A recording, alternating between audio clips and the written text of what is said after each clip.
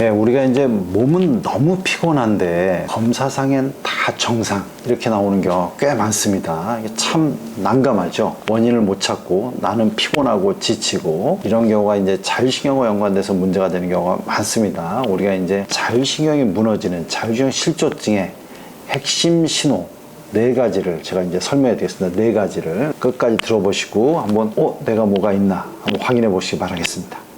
연쇄심통. 자고 일어나도 이게 피로가 쌓이고 수면을 충분히 잘 못 주무시는 분들이 있습니다. 첫 번째 사인입니다. 우리가 이제 몸을 회복하려면 충분한 수면을 자는 게 되게 중요해요. 그러니까 깊은 수면이죠. 그래서 이제 이걸 non-REM 슬립이라 그러는데 주로 이제 잠을 잘 때 부교감 신경이 활성화되면서 몸이 이완되고 축 늘어지면서 편하게 깊은 호흡과 함께 이제 잠을 자야 됩니다.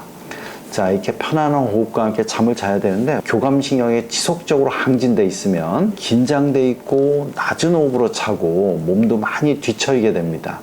그러니까 이제 자고 일어나도 피로가 풀리는 게 아니라 이제 몸도 되게 이제 개운하지 않고 이제 몸도 무겁게 느껴지죠.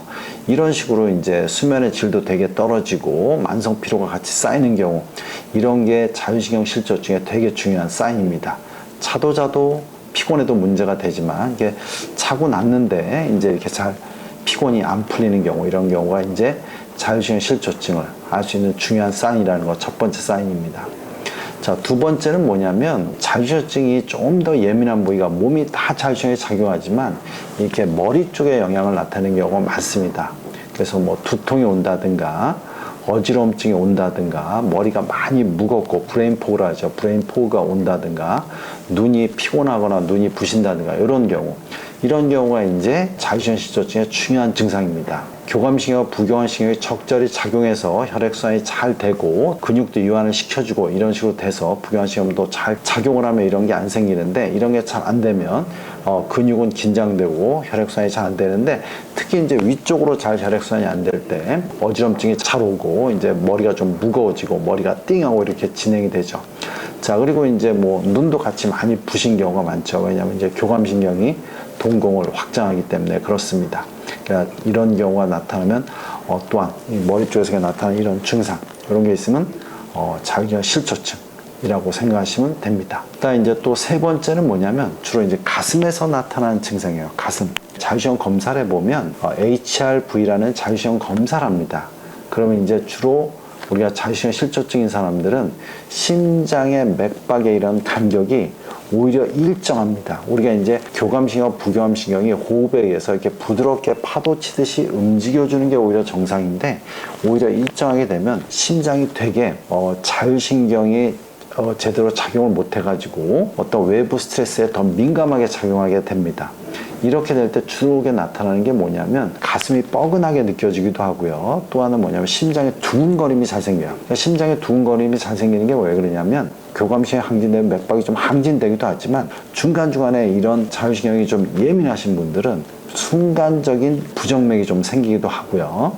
심장의 주변에, 흉곽 주변에 미세하게 혈액순환이 안 돼가지고 가슴이 뻐근하거나 흉골통, 이 가슴 앞쪽 이런 쪽을 누르면 되게 아픕니다.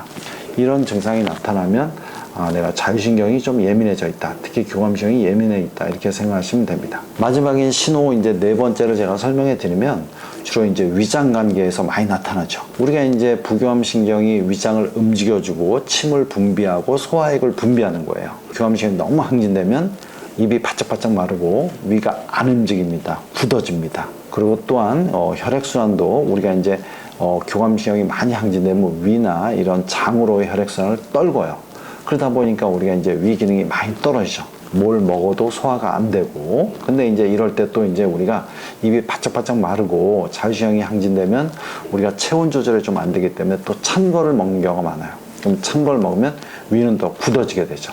그래서 이렇게 굳어지게 돼서 아주 이제 더 괴로운 상황이 됩니다. 그러다 보니까 충분히 위는 굳어지고 소화 안 된 음식이 장으로 내려가면 또 배탈도 잘 나고, 이래서 남하고 똑같이 음식을 먹었음에도 불구하고 누구는 나는 괜찮은데, 이래서 누구는 탈이 난다. 이런 경우는 상당수는 내가 교감신경이 항진돼서 우리가 위장관으로 소화액이 안 나오고, 소화액이 안 나오니까 음식물이 소화가 안 되고 위산도 잘 안 나와서 위로 들어온 균도 잘 안 죽고, 그러다 보니까 충분히 소화된 음식과 어떤 균이 제대로 죽지 않은 균이 소장으로 내려가면 그때서부터 이제 탈이 나게 되는 거죠.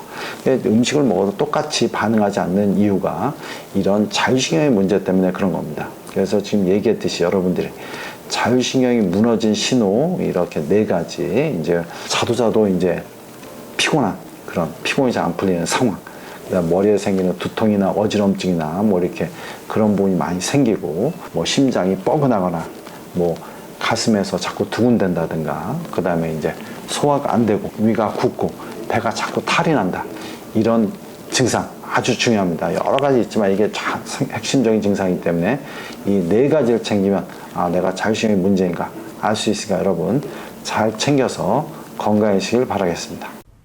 연세신통TV 여러분 구독해 주시고요. 여러 영상이 있습니다. 이렇게 참조해 주시기 바랍니다.